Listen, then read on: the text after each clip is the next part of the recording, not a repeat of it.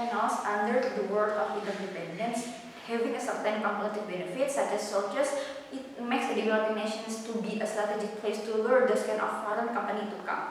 The problem is that because those kind of developing nations having an asymmetrical bargaining power, it makes them have to create a clear regulations or even do such affirmative actions to be exactly not to protect themselves, not to be overexploited by those kind of existence of the foreign company. It is not only about its natural resources but also for its human resources. Thus, we think that it is very important for developing nations to oblige the foreign company to give a minimum quota for its local workers. How was the status quo look like? First, under the scenario without the regulations of quota, the foreign companies are free to hire any workers, no matter where they come from. On how we know that by the issue of expatriate are exist and even rising in this day. The thing is that if the regulations of quota doesn't apply, those kind of foreign company are more likely to choose a foreign workers because they will think that training for competence or training for languages is very tiring and very costly to begin with. Thus, do you think that this incentivize the foreign company to choose the local workers to be hired since they think that it is very costly for them to train their languages because developing nations are coming from EFL and so on and so forth that make the local workers are outcompete at the very first stage of competitions. Even if they hire a local workers, the positions of local workers will be very low and they don't hold a very strategic positions in the company. For examples on how the local workers are going to be only a janitor or being to be only labeled that word under the practicality of technical. What we are going to do as the government set of the house, we are going to require the foreign company to give a proportionate quota not only for the lower worker but also to the middle to upper positions of worker in the company. For example, why it is very important? Because we think that the moment of this kind of company are going to create a decision making process, it is very important for us as the government set of the house to have our representative in the company. Why it is very important? Because we think that the moment this kind of decision process are going to be very significant and very vital to us as the company, as the nations itself, because it is going to talk about the minimum wage, for example. It is going to talk about on how we are going to manage our natural resources, on how this kind of nations are going to use this kind of natural resources, or we are going to talk about the prosperity of the local worker itself. If the position is only held by the foreign worker, for example, it is less likely this kind of foreign workers are less likely to consider about this kind of issue because they don't have a feel of relatability, for example, because they don't mind about in where they took their land or in where they took the resources itself.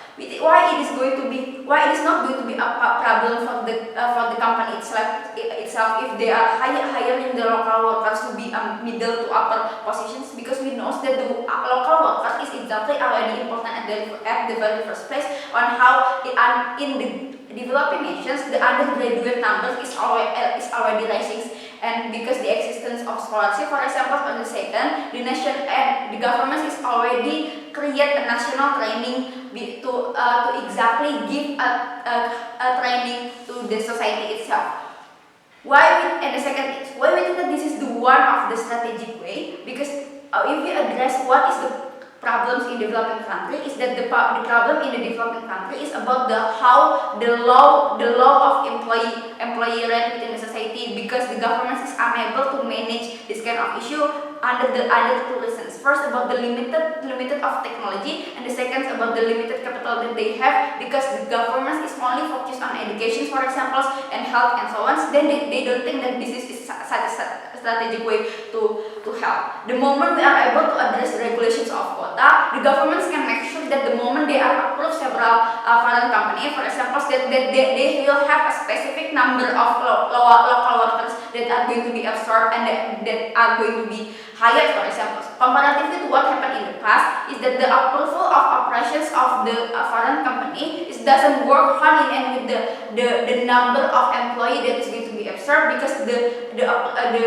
approval, for example, is only talk about how which land is they took or which resources that they are going to take. The second, and now next to under the idea of the compensations, we see that the regulations of minimum quota is also the form of compensations for what those kind of foreign companies took. Why it is very important? Because hiring local company is directly give benefit to a macroeconomic within the society, because it enables those kind of society to have certain monthly income, for example, and help them to have an health insurance and so on and so forth. That doesn't make the governments need to bother and need to bother about this. Also, it is also increasing the GDP rate, that is lowering unemployment and so on and so forth, and rising income within the society. And also, why we think that this kind of regulations can be considered as an compensations, because we know that the foreign company is the one who take our raw materials, and they took a benefit from it, because they think that this kind of our raw materials is having a high economic advantage under the developing nations. Why it is going to be very important? Because the other kind of form of compensations doesn't work properly under the status quo. For example, on how the CSR exists, that the foreign company gives CSR, but somehow not to the strategic place who need it the most. Because what they think is that as long as the publications is done, they think that this kind of CSR is already good enough. For example, the problem, for example, on how, and they only give what they have, and so on and so forth, and they give it under the idea of profit, and the moment they get also the benefit. For example, the delegates give a computer to the African, we don't necessarily consider that for what the African needed the most. For example, they need most of the supply of food, for example. Thus, we think that the regulations of quota is the most strategic way to ask this kind of foreign company to be responsible for what they took within the land and so on and so forth, because it is also boost the money flow within the society.